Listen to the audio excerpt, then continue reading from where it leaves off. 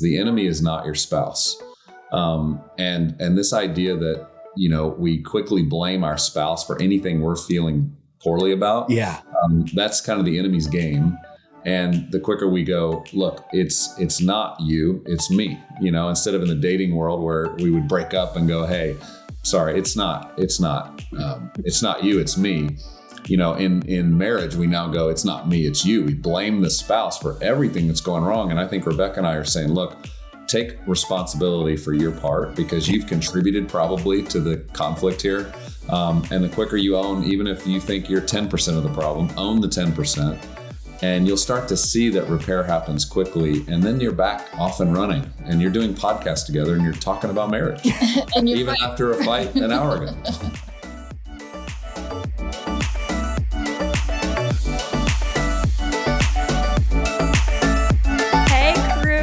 It is Adam and Emily. Thank you for joining us again on the conversation today. We are on episode 299, people. Let's go. 299. Let's go. We have a special giveaway coming up for episode 300. There's going to be $300 given away to 3 different winners. So $100 to 3 winners to a store of your choice. Any store, pick a store. Scheels? Good. Lowe's? Good. Awesome. Chick-fil-A? Good. Hobby Lobby? Yep. All of those good. All of those fair. Wherever you want, all you have to do in order to enter, number 1, you need to leave a review on Apple Podcasts. An honest review, just rating the podcast. Apple Podcasts or Spotify. Either one's cool. Yeah. And then secondly, you just need to subscribe to Adam's YouTube channel, which are both linked in the show notes on YouTube and on Spotify. There you go. And you'll get a chance. Seriously, their odds of winning are actually pretty stinking high. So you're going to want to do this. I also agree.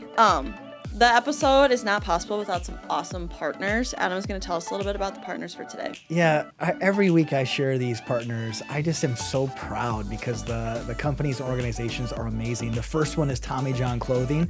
If you haven't worn Tommy John, you haven't lived. I tell everybody about Tommy John. I'm wearing 2 pieces of Tommy John as we speak. Their new shorts, by the way, are fantastic. I just got some and I love them so much.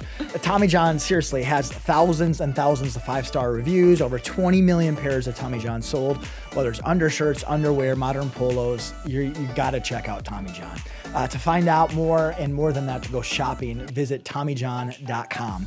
Our second partner is Vern Eide Mitsubishi, and Vern Eide Motor Cars is a growing employee-owned faith-based company that strives to deliver dreams and transform lives. And their goal is excellence in everything that they do. And I can just tell you, they are excellent at everything that they do. Every interaction I've ever had has been amazing.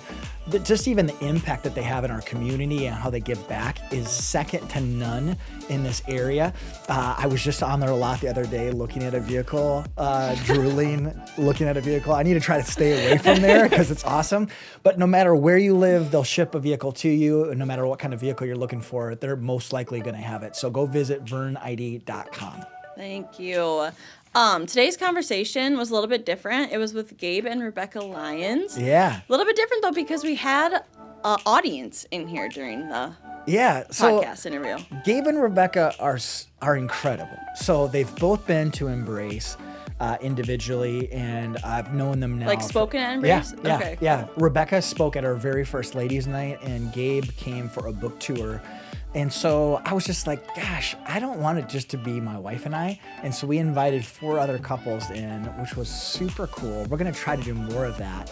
But we talked about, Gabe and Rebekah shared about dating.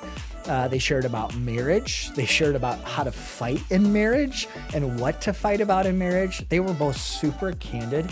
When we got done with the interview, the other couples and I, we just talked and talked and talked and talked and talked. It was so good. And so I just want to encourage you to sit back and enjoy this episode. Oh, also, if you're listening on Faith Radio, you can go listen to the entire episode that includes the dating aspect on YouTube, podcast, wherever they're found. So enjoy. So today we're going to talk about marriage. Before we do that, though, if it's okay, I want to talk a little bit about dating. Just a really quick thing. We're going to get to your book here in just a moment, but dating advice, if you're in the future wanting to get married, wanting a marriage that thrives, any non-negotiables, things to look for? This could be a 4-hour interview in itself, but any thoughts specifically when it comes to dating and what you would say to a person who's on that journey or is single or is, I'll just turn you loose. Yes, we believe that in dating, you are trying to find that person that you have the most opportunity to share a life with, share a vision with, and their character, the way in which they handle treating others, their parents, their ability to process through hard things that you can learn about one another in dating. Like all of these things are some of the best ways to get to know whether this person could be your potential future spouse. We have 2 adult kids who are, they both are in 2-year relationships so far right now. So I'm so thankful they've asked us throughout the journey of like, just and they're both first real relationships and serious and now want to marry or at least have the intentions of that. And we always say friendship is a big one for dating. If you can tell that person anything and you have shared dreams, shared like vision of life and your view of God, and you want to be in that adventure together, then that'll help overcome. You will have many obstacles, but if you kind of have a shared vision for the future and a deep friendship, that's going to get you through some hard things. What would you say to a person of, is this the person that I'm supposed to marry? Any like signs of yes, or maybe warning signs or red flags that you would have, just anything there? I would say origin matters. Obviously, everyone's origin story is different. You don't come into any relationship with like a clean slate. Everyone's got their view of life and money and sex and parenting just because of their code of conduct in their own home. And so just getting honest with those things, even the differences while dating is good. Just like, and being very curious about that with one another, like what is your view of, two callings under one roof, or like, dual income families or kids, or just how you care for life and each other. I think just asking those questions. And then also, if there is a little bit of friction in dating, my advice is not to run. It's more to go like, maybe you both just need to work through some stuff now. Like one of our kids had to just work through some stuff. And thankfully their college offered free licensed counseling for both of them as seniors in college. And I thought that was powerful because to press into some things when you saw such alignment in certain areas, but there was just some origin stuff that needed to be worked through. The more you can do even prior to marriage is really important because it's going to just set that trajectory to be more stable as you begin. But I think the red flags is someone who's unwilling to grow. I think when you sense someone that thinks they've already got it figured out, or when you bump into some of these areas of friction and there's a pride attached that's like, no, I've got it figured out, you're the problem. I think in dating, when you see that, you probably should part ways, because marriage is going to always be about this humility and this ability to grow and to recognize where you are bringing some of the error into the relationship. And so I would always be looking out for that humility and the desire to grow. That's good. That's really good. So marriage, the 2 of you have been married how long? This is our 28th year. So 27. Yeah. How about that? That's crazy. Any advice that you would give to yourselves the first year of marriage, or anybody who's newly married, just in general? Is there anything specifically there? I think for me, for the guys, I would say marriage is not all about sex. I think I kind of came into marriage growing up in my Christian environment. It had been preserved for marriage, and therefore that was going to be 50% of the marriage. And you realize pretty quickly, if you're lucky, it's like 1% of your marriage. You wish it was 50, but you wish. That's a lot of hours in a day. Yeah, that would be, that's wow. Yeah. So I would just caution men, especially who might be looking at marriage that way, that gets you focused on the wrong things, and not necessarily the highest priorities that can lead to more sex, and it'd be very enjoyable. But the first things are really how you're going to care for and treat your wife, and how you're going to learn them and learn to understand them and to meet their needs. And then those needs will be met. but get the first things right and in the right priority order. I would say as well, have those bigger conversations about career, especially for the woman or mothering, and like what your goals are, what your desires are. It doesn't always look like you want it to look. It might be nuanced and it will unfold as you go, but like talk about that. Talk about like kind of the dreams of both of you and like how to walk in that together. The other thing that we didn't at all know year one, and now I wish we had known that, is just the temperaments of my mom and my dad and the temperaments of his mom and his dad. Whoa. And so whatever he grew up in, he assumed that ours would kind of mimic that. And whatever I grew up in, I thought they would mimic that. Well, they were opposite. My mom was kind of a driver, firstborn, survivor. She kind of kept the family stable in many ways when my dad was struggling with mental health.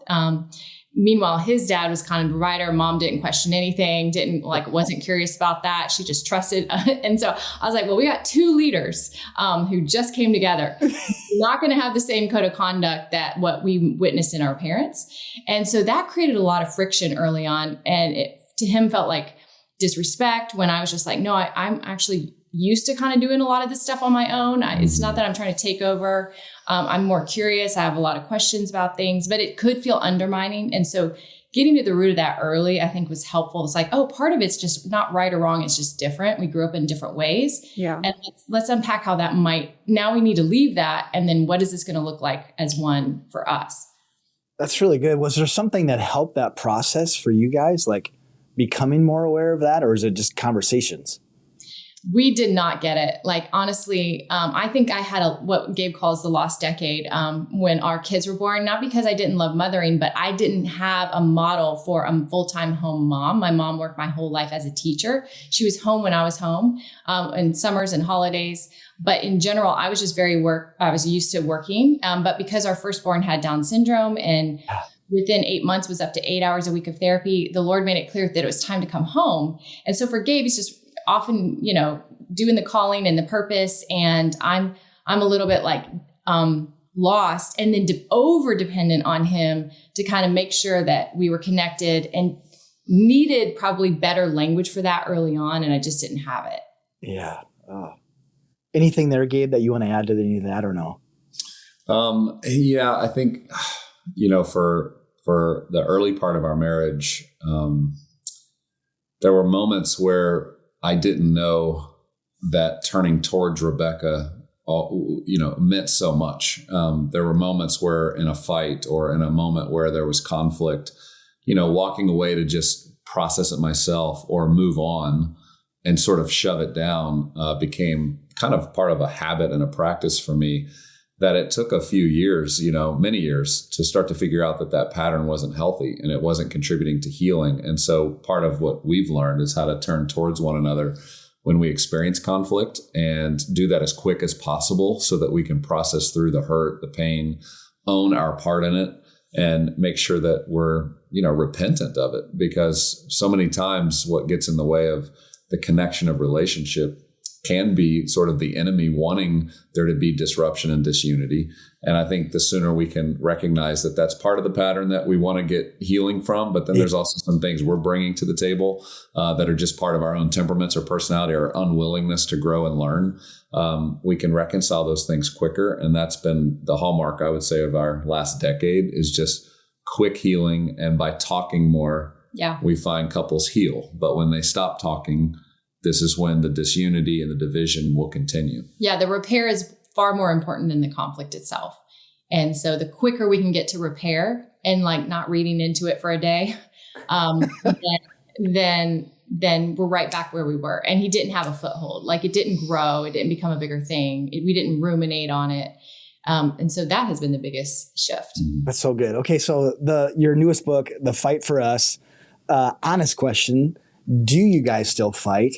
If so, what about? Do you fight as much as you did in the first year? That's 3 questions, but I'll just turn you loose on that. So we do not fight as much as we did in the first year, but we still do fight, absolutely, which means we just have disagreements. Like an hour ago. Yeah. we have these disagreements, and it's usually the error. It's opinions. The error we can make in our marriage, because we have an intense, we call it a dysfunctional dance. And there's 4 of them. There's the intense dance, silent dance, avoidant dance, and anxious dance. We have an intense dance, which means when things start to go off the rails, we both are very opinionated. We both think we're right. We both think the other person should value our opinion higher than theirs.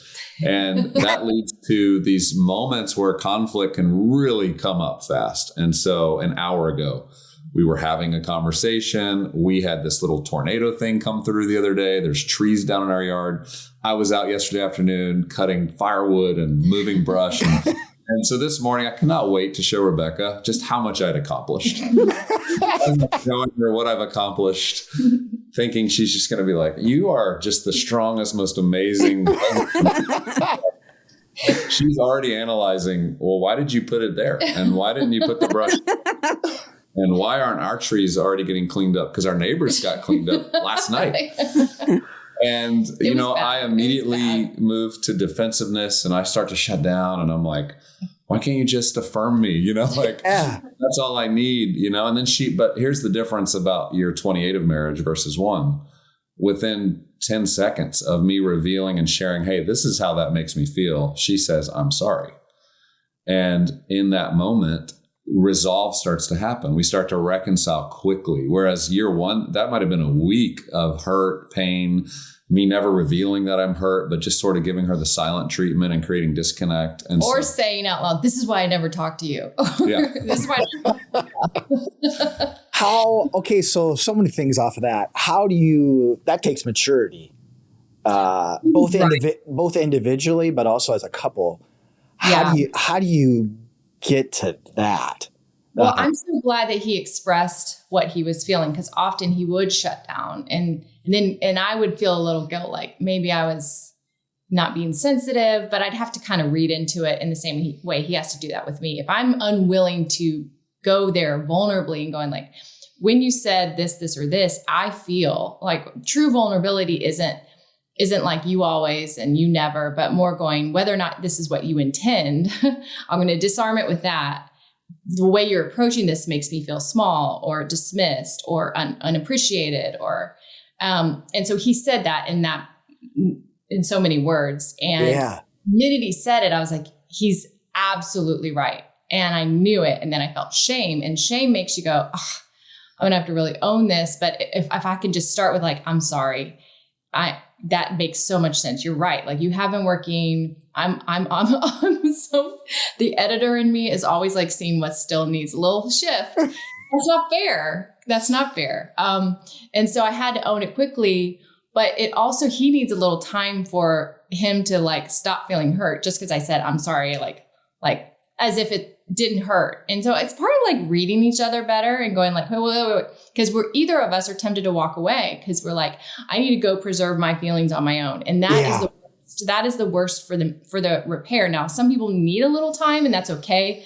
We know each other well enough to go like, this isn't a big thing. Like, let's not walk away. Like, let's make sure, hey, I'm sorry. Like, I own what I did. You are right. And the just faster we can do it and diffuse it and normalize it. I mean, this is not going to stop, guys. It's just, you got two goodwill people who both have strong opinions. They're leaders. They're just going to have differences, and that's not going to end. But if we can quickly go, yeah, that makes a lot of sense. I'm sorry that I did that. I have to do that with my adult children all the time. Yeah. So if we can just say sorry, and now it's like whoever says sorry first wins. So Gabe, anything there like that you would add to of like, how do I get there? And then the follow-up question is, what if my spouse is unwilling to see that? But I still want to start with ourselves. Like, how do I get there? Like, being willing to like verbalize that. And you try it, and you start to have an experience where you go, wait, this did save us days of conflict, of alienation, of not enjoying being together, not liking each other, which is what would have happened early in our marriage. And I think the more practice we both get and the open dialogue we've had now, obviously we've talked through that so much that we know when we're in a conflict, repair's imminent. We will repair.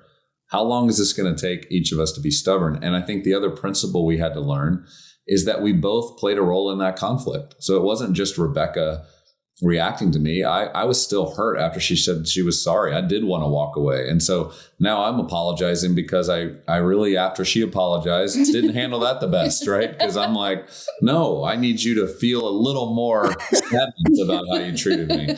And so I think when we say this a lot in our book is the enemy is not your spouse. And this idea that, we quickly blame our spouse for anything we're feeling poorly about. Yeah. That's kind of the enemy's game. And the quicker we go, look, it's not you, it's me, instead of in the dating world where we would break up and go, hey, sorry, it's not you, it's me.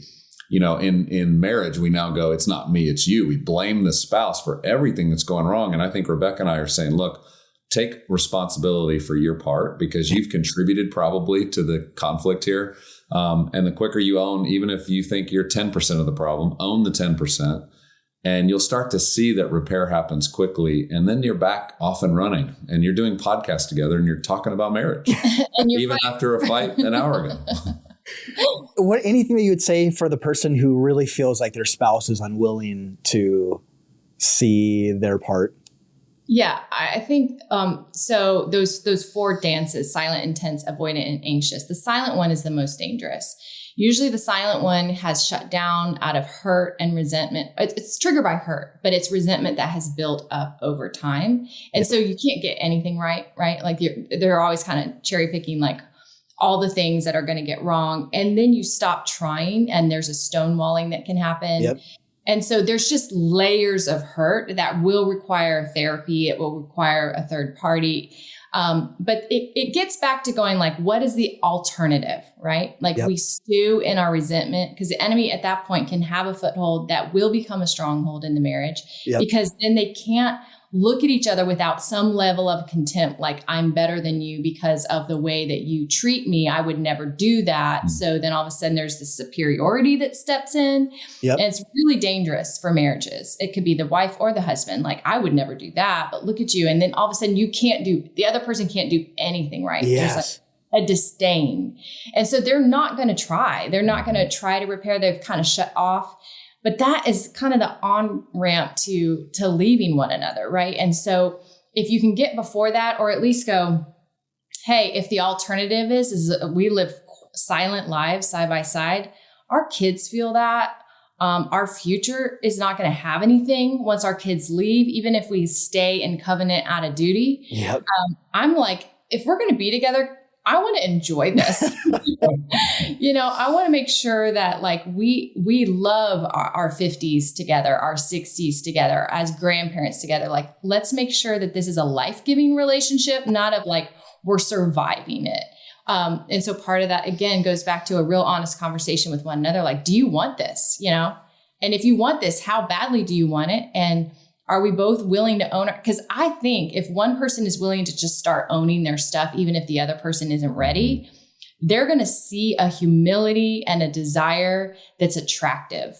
And it is hard for a woman, no matter how hard she has shut off her heart, to just ignore a man who softens, like truly through the power of the Holy Spirit, who starts to pursue, who starts to repent, who starts to have a godly sorrow towards something.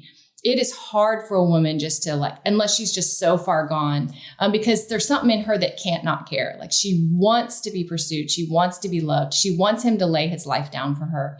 And that will turn her back towards him.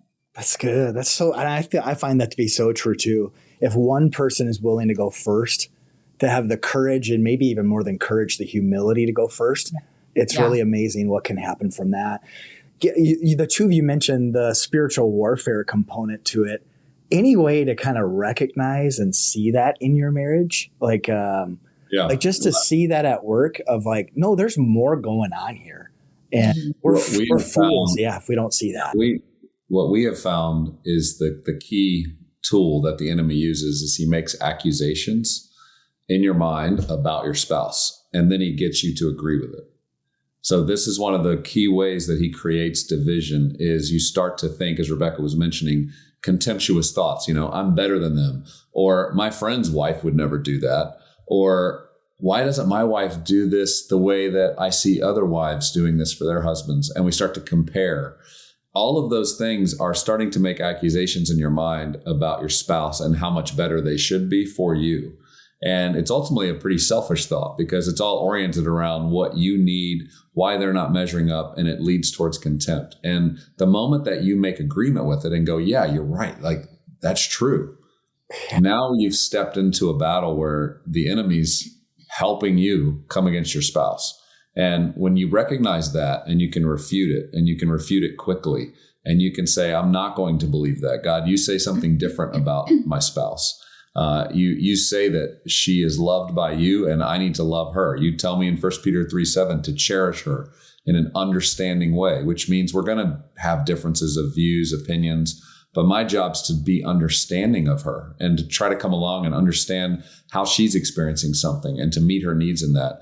I think when we start to take, again, the battle seriously on the spiritual front and take courage to come against those ideas and those lies that he plants in our minds, then we have a chance at recognizing the enemy's at play here, and he's always going to be at play. And it's only through recognizing what's true can we overcome that. Yeah, he always will elicit doubt through like a spirit of resignation. So it begins with us saying the phrase, it is what it is. Like that was my first agreement with the enemy, with our marriage. And you're kind of negotiating with evil at that point, but you do give in, like that spirit of resignation begins by going like, he's always going to do, this is who you are, right? Like sometimes this is what you do. Yeah. You kind of character assassinate one another. And I won't say it to him, but I'll say it after a fight. And when I walk back in my closet, I'll depart, ready to have a big cry and then like yell at Gabe while he's aware that it's happening. And so I'll be like, this is what you do. This is what, and then finally get so hurt by it that I say, it is what it is. And that happened, several years ago where I was like, it's just gonna, whatever. And I'm like purposely, intentionally shutting down my heart. The problem is when you agree with resignation, then you begin to agree. The enemy a foothold is just a place to further advance. Oh. So it begins with resignation, but then it continues into despair. And I started to make agreement with the phrase, I don't think I can do this. Because once you've labeled Gabe as the enemy and you've agreed that he's the enemy, then you can only tolerate it for so long because you're like, why would I put up with this? I'm better than this. I don't accept this. I reject this, and then all of a sudden it's like, now I've agreed with a spirit of like despair. And then the death of a relationship, perhaps like some form of like, I would be better off away from this. Like I'm superior to this. So the way it shifts is to get honest, but then also repent. Mm-hmm. I had to repent. I had to repent to the Lord first for agreeing with those things. I had to repent to Gabe that I would like imagine like us staying married, but me having a cute little apartment across town. Like just this weird, shame makes us hide. It makes us run. And when things are so unwell, we just want to retreat to a place where we don't feel so disoriented internally. And when I got honest with the Lord and repented of that, and I got honest with Gabe, that this was kind of things in my brain that I just didn't have words for out loud, then God began a healing work for the both of us. He could really see and hear in me that I wasn't bluffing, that I wasn't but I was deeply wounded from origin stuff that had now spilled into marriage stuff, that every unwell relationship in your past just puts itself right in the future. And so God did a healing work, thankfully, as a result, but we have to repent of the ways in which we agree. Isn't it crazy how you can go back and forth so fast?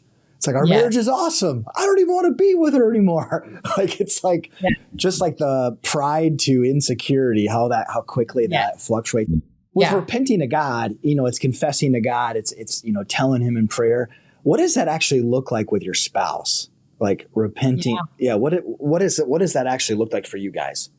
Like just saying it to each other, or for us, I know we had a wonderful counselor that we thought we were going for a tune-up and a couple day weekend where they had invited us, hey, let's just hang out and get to know how you're doing. We were about to adopt our daughter Joy, from China that like a few months later, and we knew that was going to add even more stress into our existing kind of family system. So let's just make sure we're great before we move into all this. 21 hours later. Yeah. That became this intensive and they didn't sign up for it and we hadn't signed up for it. But what took place was we started to unpack past hurts. We started to recognize and we felt safe and permission even from one another to express some areas where, hey, I've kind of been hanging on to this. Like that really hurt me. And I didn't know I could even tell you about it. I didn't know it was safe enough to talk to you about that. And we had this evening for like probably 3 hours. Lots of tears and lots of slow kind of processing through some moments early in our marriage, all the way up to that point, where we revealed the things that had hurt, and each of us repented and actually said to one another, like how sorry we were, confessed what the sin was that was probably driving it as to the best we understood it. Yeah. And so that was more of a dramatic moment where there was multiple things. I would say in the day-to-day, it's that quick apology. It's not just Rebekah. She never lets me get away with just an "I'm sorry." It's you're sorry. You're sorry for what? Go ahead and explain a little bit more here, because I think we can get used to the quick apologies and then we move on, but we don't really address the root. And Rebekah's been so good for me to not let me off the hook and to be like, well, let's talk through a little bit more. Like, what was that? And that's been good. Well, and we do want to apologize for escalating because, that spirit of temperance is not, at work in that moment, but that's not the root cause, like what's behind that? Why was that so triggering? Why is this a fight that we keep having over and over? Because of the way you see money or the way I see money because of origin, or the way you see parenting or I see parenting because of origin. And when you get to that stuff, like the root cause, then those fights stop happening because now you understand. I had to ask the Lord, like, why am I so triggered by how much eggs cost at the store? I'm old at this point, right? It's not like I asked him in my 20s. I asked him like a couple years ago. And why does every little, and then God just reminded me of the girl in the financial aid line at Liberty, who's like, my parents didn't have any more money. I can't stay and get a college degree unless I hustle and work 3 jobs. Yeah. And pay for everything myself. And I was like, oh yeah, like money represented free education, which represented freedom. And there was no option but to every dollar had to stretch. And so some of these things for us are so deep that in the marriage relationship, they just come out like weird. Why are you micromanaging the cost per ounce for something? It's like and he'll go like, you need to go get that figured out. And I'm like, I'm sorry. But even just each of us knowing what are the root wounds that we had to live through that do trigger us in conflict today, then all of a sudden we can recognize a lot faster. There's grace for it. There's compassion. There's compassion and empathy for it. And it's not going like, you need to go work out your stuff. That's good. Okay. So this is coming from someone in the room. The question is, what was it you needed to feel safe enough to share like you did? What was it that you needed in each other to feel safe enough? I think for me, what I needed was for Rebekah to probably overemphasize how much it was going to be okay for me to share anything that I was feeling, even if it felt hurtful. It's like permission giving from one spouse to the other. I think that's the grace you can provide and you can be strong through it. You're going to hear some things you don't want to hear that maybe implicate actions or hurtful things you've done. But when the one spouse can say to the other, I want to hear it, like I'm ready for it. Yep. I'm in that posture of humility. Please, I just need you to share with me all that you've been carrying. And when it's done in that posture of humility, not only do I feel heard, but I probably soften some of how I say it. I'm not trying to say it to make a bigger point. I'm realizing the person I'm talking to is wanting to grow in this. Yep. And so we even communicate better. Yeah. And also try not to react. Pretend like your spouse is your adult child that you don't want to walk out the door and never come home. And you really don't, you want to be poker face and you want to go we had a rule with our kids as they became adults, no topic off limits in our home. We want you to bring anything like wonky that you're exposed to, Dangerous. anything dangerous. We'd rather just like, let's just normalize just all the ish that nobody wants to talk about. And once they started doing that, we were not going to react to anything they say. We're just going to be like, oh, how did that make you feel? And tell me more about that. And just be curious. And if we can do that with our kids, then we need to be able to do that with one another and not be like, well, of course you did that. And this is why you did that. And you should never do that. That'll shut somebody down in 3 seconds. So you almost have to benevolent detachment, as we love from John Eldridge, right? Like you have to listen without personalizing what your spouse is saying, which is very hard because they might be coming at you like it's your fault that all these things are happening in my life. And that's not true, but that is their lens and you do play a part, but sometimes their pain is just spilling onto you. And so it's helpful to go pray it up before you begin. And they both agree like, hey, when we both share, it might sound like more of an accusation than a vulnerability, but let's try to not like interrupt or take it personally or defend ourselves immediately, but go, okay, ask another question, better question, so that we can be like, okay, that makes sense. I can understand why it feels that way for you. Whether or not that's my intention is irrelevant right now because this is how it has affected you. I think one more thing I'd say, Adam, is knowing that you are covenanted and committed to one another is a big part of the safety. If you've had a spouse say to you, I'm thinking about leaving you, or I don't know that we're going to make it. And it's the conversations are happening frequently with that type of dialogue. The other party starts to shut their heart down because they're not sure they can trust that sharing this isn't going to be further implicating them in a breakup. And so I think the more we can just reassure and say, look, I am with you forever. I am not going anywhere. I'm never going to leave you. And we really mean it. Then you've created this safety zone to go, but we're going to work together. Like we're going to figure this stuff out. And it might be hard. It might be a hard day today, but I know you're going to be here tomorrow. And I think we need that reassurance sometimes to know it's okay to go to some of the deepest places of our pain and our hurt. Yeah. That was so good. What you said about like how you interact with because we've had to poker face with our older children and it's like, you have no poker face with each other. It's like, you're just very, very blunt. And then just, I'll be candid. Like Beck often has to say that to me, like, I'm not leaving. Like, we're just because we have one argument doesn't mean this is over. And, which is like something I need to hear in the heat of it. One last question I want to get to, you guys have such a forward facing marriage. Like you're on stages, you're on podcasts. How does that work when you are fighting and arguing and then back on stage? And like, how do you do that? Like what's been helpful? Do you fake it at times? Like what does that look like? I think the most transparent we can be and the most honest we can be is all about God's glory getting right. It's like we are all a work in progress. None of us have arrived or will arrive this side of eternity. But the more honest if we can boast in our weakness, then the Lord, his strength is made perfect in us. And so we probably normalize like our stuff more than we've heard. Like people have said that about other people who either do marriage keynotes or write marriage books. Like you don't really see that level of transparency because they've kind of figured it all out. And I just think that's not gospel for me, because gospel is like, we come as we are in our brokenness and God loves us unconditionally. And if the marriage relationship is supposed to represent how Christ loved the church, then we need to come with our stuff and go like, hey, we're going to ask God to get in the center of it. It's going to keep us humble. I mean, marriage has kept us so humble, just like parenting keeps you so humble. You're like, here are the 12 ways I failed just this week.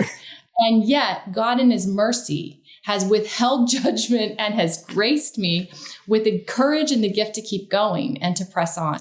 If we can't have that message and be transparent about it, then I think we limit the power of the cross and the resurrection, especially to raise these marriages to new life. They need to see a real story of transformation, but ongoing resurrection. And I think too, Adam, I mean, the reverse is true, because we do communicate a lot together, or we're trying to be on mission as best as possible in our arenas that God's called us to.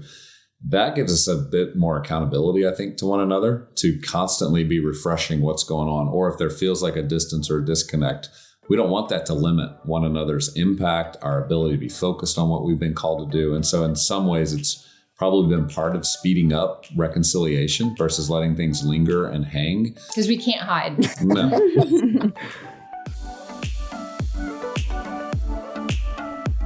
Thank you guys so much for tuning in for today's episode of The Conversation. Adam, anyone else you want to thank?